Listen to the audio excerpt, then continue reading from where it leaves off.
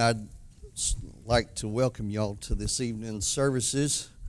And as Don said this morning, I appreciate the elders giving me the opportunity to present to y'all this evening. Tonight's lesson is going to be Malcolm. Tonight's lesson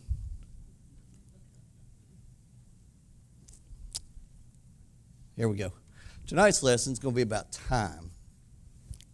We all tend to live by schedules and planners, and those of us who are in business for ourselves or in the business world, we live by the clock. And tonight I'd like to discuss some of that, and I want everybody to kind of think, do we manage our time or does it manage us? We're going to discuss some things tonight about making time for God.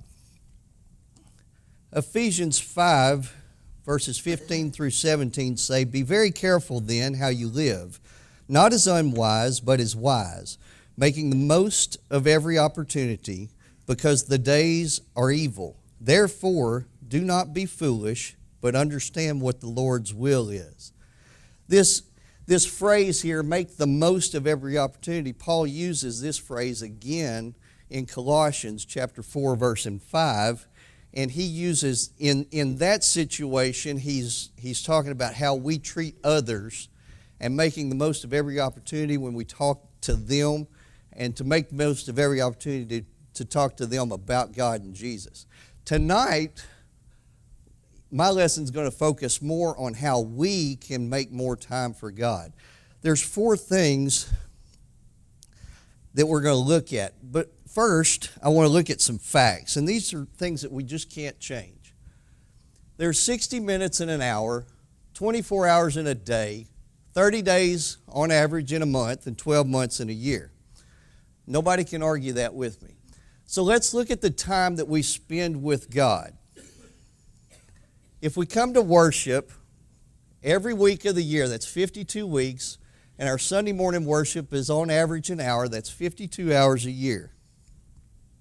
Then next, let's say we stay for Bible class for that same 52 weeks. There's another 52 hours a year. Then, like all we have come tonight, we've come back on Sunday nights. Let's add another 52 hours to the year. And then let's say we come back for Bible class on Wednesday nights. There's another 52 hours. I'm going to sum this all up so you don't have to be math geniuses, as I'm not one. And then let's say we come to our gospel meetings. That adds an additional 6 hours. Now, before y'all question my math there, I've already got Sunday and Wednesday accounted for. That's Monday, Tuesday, Thursday times 2. That's 6 hours. So that equates to a whopping 214 hours a year. While you might say that's kind of a lot of time, if you break that down to a working week, that's going to be 5 40-hour working weeks in 2 days. Well, that sounds like a lot. We're sitting in church for 5 weeks out of the year. So let's multiply that out. Let's look. We have 365 days in a year. That's 24 hours a day. When you multiply that out, that's 8,760 hours a year. Now it doesn't look like we're spending so much time with God, does it?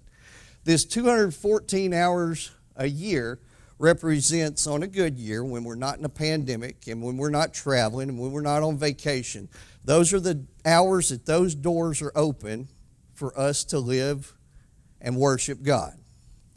That's where that number comes from. So if we do 214, divide that by 8760 and get your percentage, you're looking at a 0.024% of your life. Not even 1%. Not even 0.5%. You're at 0.024% if that's all we do. So like I said, let's look at 4 things that we could do better. We have to make worship non-negotiable. If you will, turn back to Ephesians and we're going to read on. Starting in verse 17. It says, "Therefore, do not be foolish, but understand what the Lord's will is. Do not get drunk on wine, which leads to debauchery. Instead, be filled with the Spirit.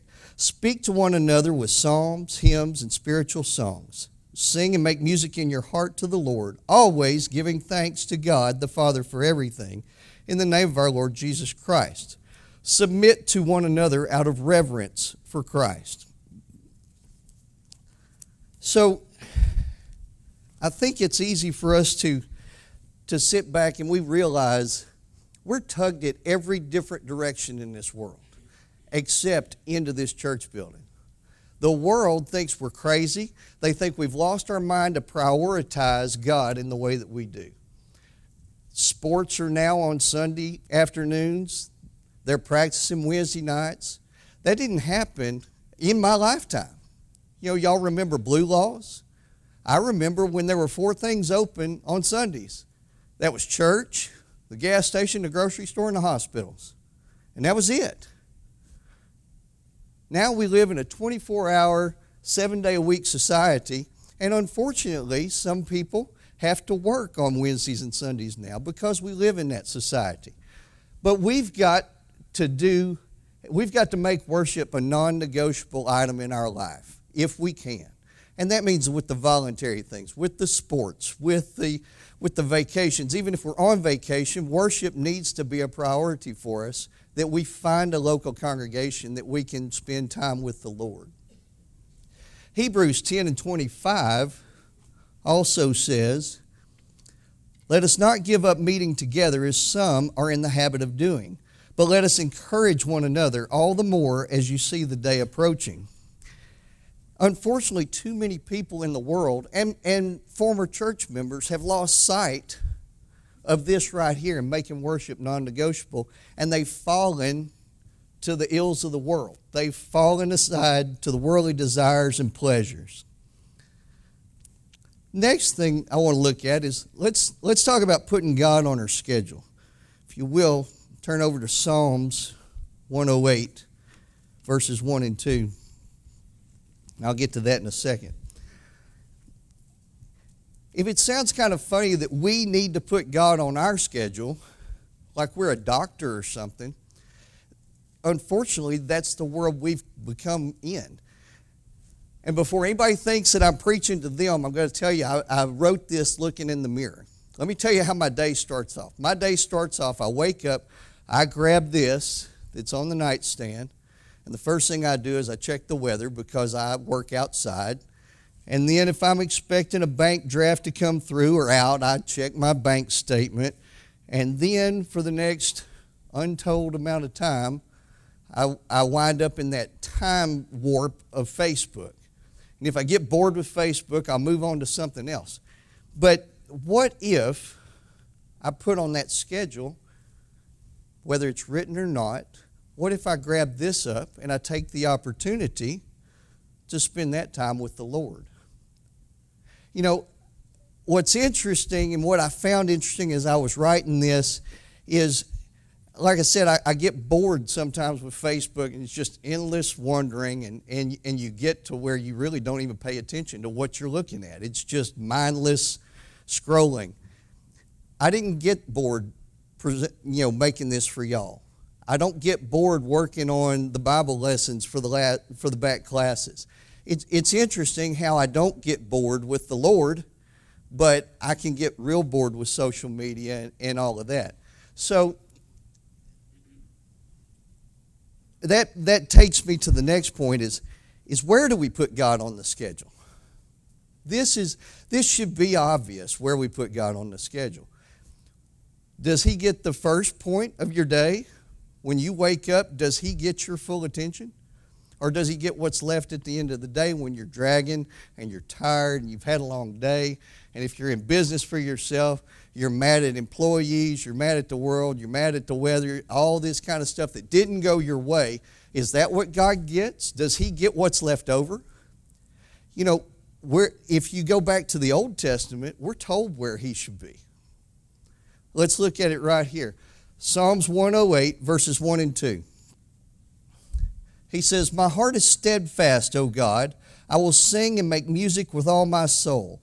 Awake, harp and lyre. I will awaken the dawn." It's the first thing. That's what David's telling us. I need to awaken with God right here. This is where I need to start. This is where where my day needs to start. So turn over now. Let's look over at Luke 12.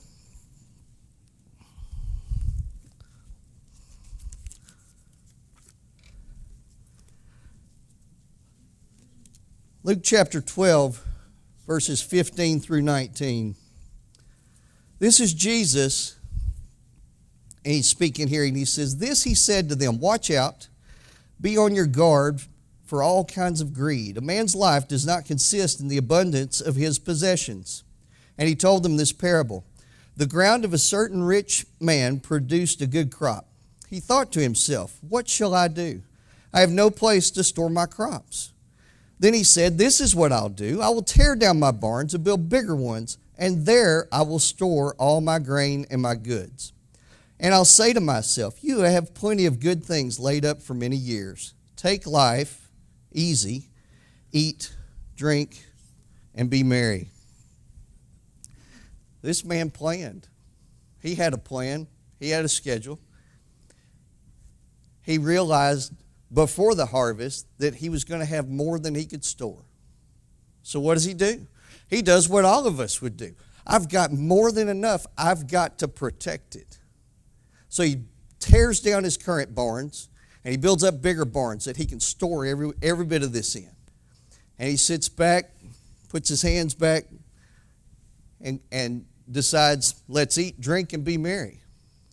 But in the next verse, Jesus comes back and says, you fool, this night your life will be required of you, and who's going to get what you worked for? See, we're not told, does this man have 20 children who are going to reap the benefit? Is he a single man and this is just going to be distributed out? We're not told that. But we are told that at this point in time, all your plans are for naught. But there's a stinger there.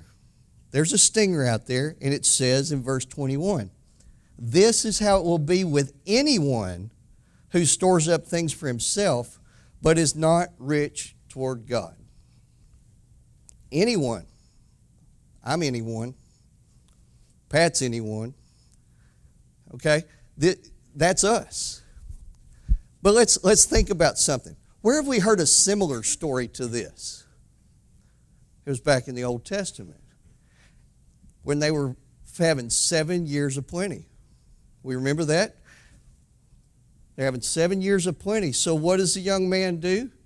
He realizes this is from God. So let's store up because we have a 7-year famine coming, and therefore nobody will go hungry. So that's exactly what they did. The Lord blessed him in his works, and over that 7 years he was able to feed his family, all the people of the land. Nobody went hungry. What was the difference? The difference was, back in the Old Testament, who did he have to blame for his good wealth, for his good fortune? He laid it all at the feet of God and said, you, sir, have blessed me. Let me protect what you've given me. In the Luke passage here where Jesus is speaking, that man had a puffed up chest. Look what I've done. Look what I've built. And Jesus is telling us right there, you didn't build anything. You didn't build it. I did. And I let you manage it for me, and you want to take all the credit for it. That's what Jesus is saying here. If the man had turned around and said, in the Luke passage, and said, God has blessed us with so much. Look at this crop that's about to come in. Everybody stop what you're doing. Tear down our barns because we have to protect what God gave us and is going to give us. This would be a different story. But we're seeing a contrast here. Jesus is warning about be careful who you blame for your riches because I'm the one that's giving it to you. I'm the one that's allowing you to do this. Now, some people want to use that scripture in Luke and say, well, we shouldn't be storing up things for ourselves. We shouldn't be worrying about, our future wealth. That's error. That's not telling you this. And in effect, Proverbs 13:22 says, a good man leaves an inheritance for his children's children. You can't leave an inheritance to your children, much less to your children's children, if you don't plan ahead and lay by and store for yourself and for your future. Let me tell you, you get out of work 3 ways. You die, you don't need it. You retire, you need it. Or you're forced to retire and you need it. 2 out of those 3 things you better have planned ahead, and that's what Proverbs is telling you. So don't let people tell you you got to be poor to be a Christian. That's wrong. That's error.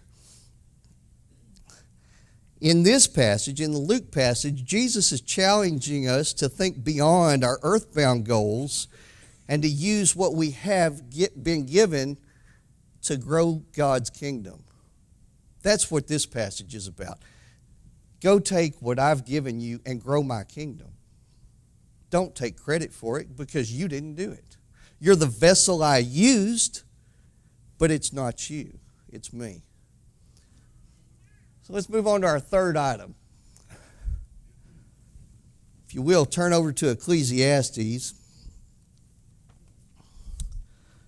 chapter 4. Solomon was known as one of the wisest and richest men to have ever lived. In his writings in Ecclesiastes and Song of Solomon, we see examples of his wisdom and his follies. He wasn't scared to say, I did this well and I did this bad. And that's there for us. That's there for us to learn from and learn what to and not to do. In this passage, we see a glimpse of Solomon's wisdom in a good way. He makes an admission here. He says, 2 are better than 1 because they have a good return for their work. If one falls down, his friend can help him up. But pity the man who falls and has no one to help him up. Also, if 2 lie down together, they will keep warm.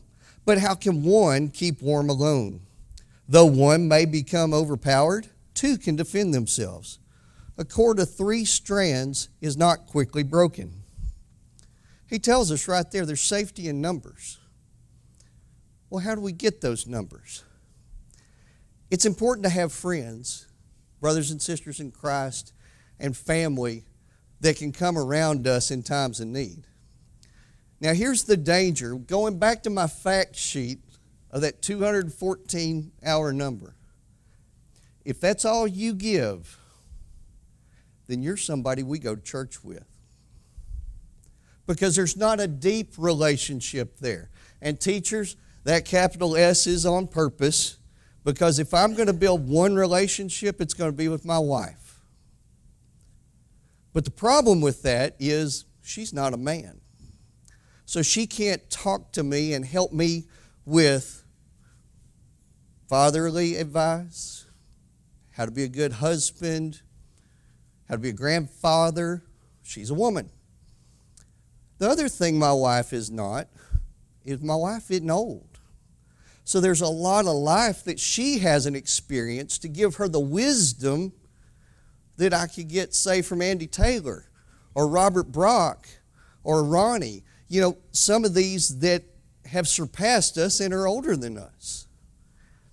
So that's why relationships are important. Not just one, but a group. The other thing here about our relationships, as they get deeper and deeper, you know when somebody needs a hug. You know when somebody needs a prayer and what kind of prayer they need. Not a prayer for healing. Maybe they need a prayer that Lord, this person is struggling with their emotions through this illness. I pray that you give them a level of comfort with that. Those are the kind of deeper relationships that you get. The other thing about this, there's safety in numbers. When you're out there by yourself and you're struggling, whether it be going through illness, through divorce, through life changes, through jobs or whatever, there's one being out there that's looking for you. And they're looking for you to be alone And they want to look out there. He wants to look out there and he wants to go, I see him sitting out there. He's by himself. He's mine. I can take him down. And that's Satan. But when you've got these deep relationships, when you've got those people that surround you, and the devil says, Pat Jones, I'm coming for you, and the church rises up and say, you got to come through me first, and all the rest of these people, or Diana Gordon. Then Satan says, hang on a second. I need to go find somebody alone. He loses all his power at that point in time, and it's not through Pat Jones. It's through the relationships that he has built and developed. That's why relationships matter. This can be hard for people. We should be ashamed with the fact that we waited until Austin came here to start eating together and calling it a community group. We should be ashamed that we waited for Austin to come to have this wonderful idea to go get coffee with somebody once a week. That's how you build these relationships. Because if you start to share food with somebody, you start to share coffee with somebody, eventually your conversation is going to leave this room. And you're going to start to meet that person. You're going to start to see what hurts their heart. You're going to start to see what gives them joy. You're going to start to see what they're worried about and who they're worried about. But if you're just spending 214 hours in here, that's all on a sheet back there in the back that says news and notes. And that's all you're going to get. That's not what we're called to do. We're called to build relationships. This next one is going to be the hardest one that I have to talk about. This is called trim the electrofat. What's electrofat?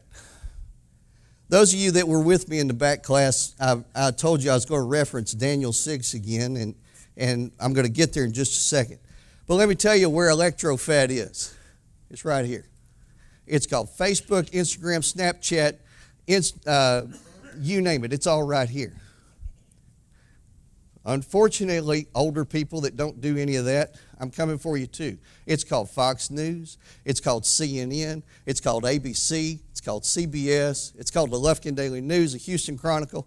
Anything out there that throws an opinion out there that you think is fact, A, and takes you away from God, that's electrofat. And we've got to learn how to trim that. I shared a couple of years ago back in the back adult class before we had COVID and everything, a statistic that I had read. At that point in time, an 18-year-old had been exposed to more information than an 88-year-old on the same day. So let's break that down. About that time, Hannah was 18 when I was teaching that. So I'm going to use Hannah as an example. So Hannah, at that point in time in her 18 years of life, had been exposed to more information than Robert Brock in his entire 88 years of life. So think about that. Our kids have been and will be exposed to more information than us. Now, exposure can bring knowledge. Hannah, in that example, could have far more knowledge on a lot of subjects because she gets curious, she digs deeper, she figures out what's going on. There are days that Case comes to me and tells me something, and I'm like, is that right? That is right. I'm just amazed, but he gets curious, and he'll chase a rabbit, and he'll find knowledge. But here's the problem with that knowledge. I could blank this out and I could put a picture of a fire on there. I could turn it into video. I could put sound through those speakers and I could do an explosion that you could feel in your chest. I've just exposed you to fire. But wisdom says that fire will burn you. Wisdom is the application of knowledge. We get it by touching fire. That's an easy example. But there's so much out there that we're exposed to that without the wisdom of knowing how to apply the knowledge we're getting, it makes you no more smarter than that church pew sitting there. It is what it is. It's just something that mindlessly goes through your brain, and on at a party when you're playing and looking for useless facts, somehow that pops into your brain and you go, that's what it is. And everybody goes, is that right? And the first thing that happens is, that's right. Still, you have no more wisdom. You just have a little bit of useless knowledge out there. So let's look at Daniel real quick. Turn over to Daniel 6. Daniel 6, verse 10. The background is, and we talked about this in the back classroom, this is where Daniel is becoming King Darius's top man. And the other satraps and the precepts and the governors and all that are starting to get jealous, and they don't like Daniel being put in that prominent position. So they talk King Darius into making a law that makes it illegal to do what Daniel's about to do. Chapter 6, verse 10, it says, now when Daniel learned that the decree had been published, this is the law, he went home to his upstairs room where the windows opened toward Jerusalem. 3 times a day he got down on his knees and prayed, giving thanks to his God, just as he had done before. The law was against Daniel doing exactly what I just read. That was against the law, because who was he supposed to worship? King Darius. They had all flattered King Darius into making this law. But let me tell you something. Daniel made worship non-negotiable. He had it on his schedule. He had relationships. Who were Daniel's relationships? Well, if you read further down, you see who's sorry that he made the law. And that was King Darius. He had a relationship with King Darius, and King Darius was led astray. There was a room full of 122 people that led him astray, and he didn't look out there and go, I'm missing somebody. He just blindly made the law. Daniel had relationships. The last thing Daniel did is he trimmed the electrofat. The rest of the world is going on, and 3 times a day he walks away from it. And he goes to his upstairs room, and he opens the windows towards Jerusalem, and he prayed. He put the world on do not disturb. That, ladies and gentlemen, is the hardest thing on this list to do, because these things have trained us. Hey, when I buzz, you need to look at me. Hey, when I beep, you need to look at me. When we're here, it needs to be on do not disturb. We have to make it a point to turn the world off. That's the hardest thing any of us can do, because now we've become exposed to so much more, and so much more that's immediate. You know, in my lifetime, I'm nearly 50 years old. In my lifetime, I remember not having an answering machine at home. I remember not having cable TV at home. I remember not having a cell phone. I remember corded telephones that you can only get from here to that flower pot. I remember not having a cell phone. But you know what, young people? Before I was born, they put a man on the moon. And they did that without everything you've got in your pocket. You can too.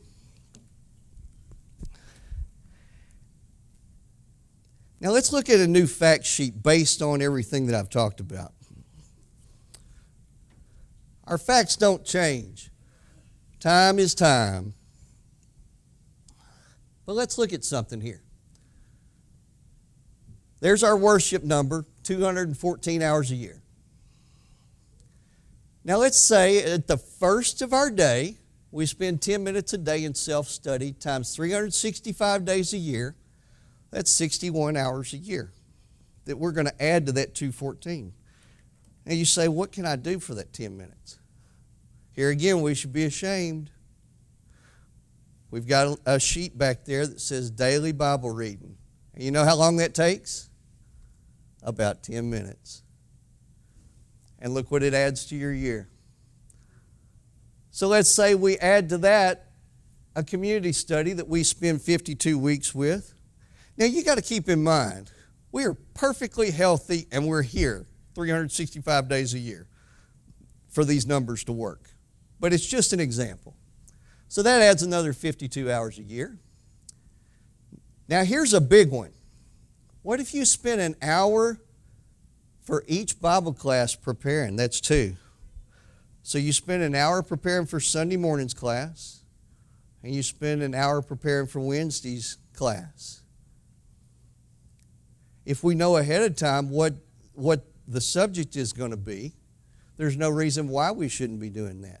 And that right there makes the teacher's life so much easier when everybody's not trying to play catch up, but they know what you're talking about.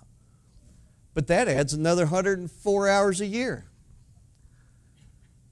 So now, with a little bit more commitment, we're up to 431 hours a year. Now we're giving God 0.05%.